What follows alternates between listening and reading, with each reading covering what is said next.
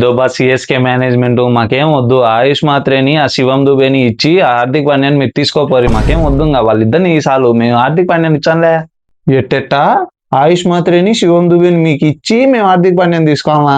ఇడేమన్నా arena కొడుకని ఏమన్నా రాసిందారా? లేకపోతే ఏమి ఇకారమా? లేకపోతే ఏమి మెడ్డీలోకి వేసుకోవాలా ఏమన్నా?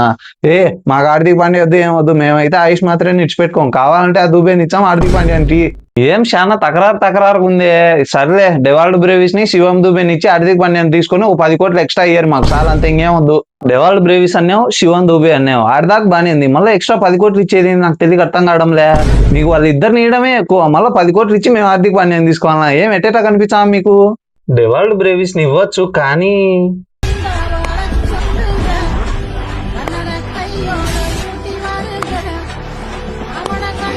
వద్దు బా. మా వాళ్ళు వాడిని కర్ణంతో పోలుచాను, మేము ఇయ్యం.